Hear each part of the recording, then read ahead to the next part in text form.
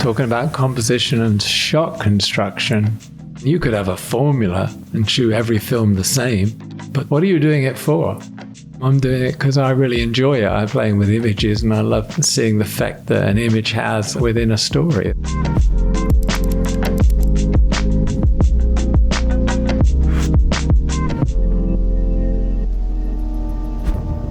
In 1917, we wanted the camera to feel like a solid, relentless move for these characters. Sam and I talked about this and we said, if you're going to keep to this one camera move, this one shot, then it has to encompass everything you want the audience to see. If we feel we need to cut to a reaction, the whole thing doesn't work. I thought it was going to be something easy. So if somebody's speaking and you want to see them, you have to restage it if it doesn't work with a camera. It actually applied to that first bunker scene where the guys are getting their orders. We had drawn it out in a way that didn't feel kind of right. And he came in one day and said, no, we can't, because I need to see that reaction, but I don't need to see that one. So I've got to do it in a different way. And I thought it was really clever when Sam came in that day and said, okay, we'll have 2 tables and the map won't be on the wall, it'll be on the table. And immediately it made sense. So you've already seen the line from the general you needed. You have a brother, a lieutenant in the 2nd Devons? Yes, sir. Joseph Blake, is he Alive, as far as I know. Sanders tells me you're good with maps, is that true? good enough, sir? So? You've gone down to the map. You come up to him, he's turned around. 2 guys walk around the table. So now you see their reaction to what their mission is. And then using their move over to the side to get their guns and their supplies, that gives you the chance to arc around and come back. And as they exit, you have to have the general's last line at that point, which is a bit of poetry. Down to Gehenna or up to the throne, he travels the fastest who travels alone. And then as they exit, we did the pan to go out with them up into the world over their backs, which was definitely the way to go because you wanted to see them once again emerging into the trench. Let's talk about this for a minute. Why? You don't need a lot of complex set design and stuff. It was a very simple, formal scene. At a certain point, you start getting a feel of each scene, whether you're going to play it wide or observational, or whose point of view you're going to play it from, and what does that mean compositionally. You know, obviously there's certain exterior shots you shoot where you're very aware of the kind of composition you want to go for. You know, little figure walking across the harsh landscape, or you're going for a huge sky, or you're going for a lot of ground and then being top of frame. You kind of have those sort of things in your mind. Do you choose a location with a lot of verticals, like a forest with vertical trees, so you can do a side track?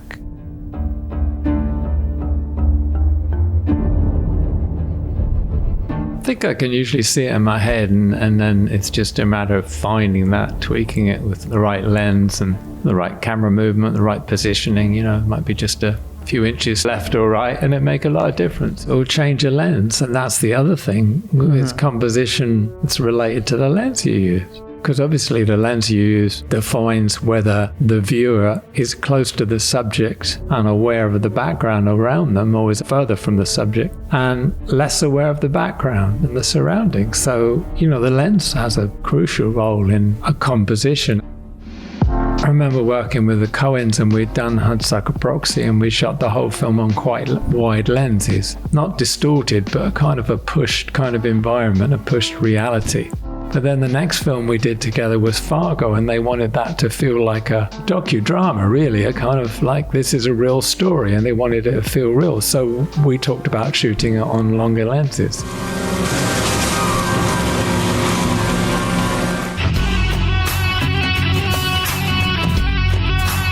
I think the first decision is the kind of feel of the film. I mean, are you going to shoot it all handheld? But then you get a film like Jarhead, and you basically put the camera on your shoulder and you talk about how you're going to cover the particular scene, and then you just do it, and then maybe you discuss it afterwards and work on it for the next take. What, but if you don't pick it up, I'm gonna shoot you in your Foot! Move it! In terms of the sort of overall compositional thing, like your first feeling of what a film's going to look like, I think of Kundun, where Marty Scorsese wanted something fairly proscenium. He wanted the Dalai Lama to be in the central frame. He wanted a symmetry because it reflected the spirituality of their religion, of Buddhism. So we were creating something which was more kind of a picture book in that way. And then there was a certain lens length we went with on that film as well. So it had a sort of formality to it. I mean, I've always referenced still photography, thinking about composition and content and position. You can't really divorce one from the other, and that's why, to an extent, you can't really divorce lighting or camera movement from composition. It's like if you're taking a still photograph, you have to take the angle of the light, the nature and the quality of the light in mind when you position yourself and take a shot. And I think it's definitely the same things are combined in film. Do you shoot somebody silhouetted against the window, or do you shoot them against the window and then have to flat light them as if they were lit from inside? Because you don't want a silhouette. It's as simple as that, isn't it? He's seen the same things I've seen, and it certainly made an impression on me.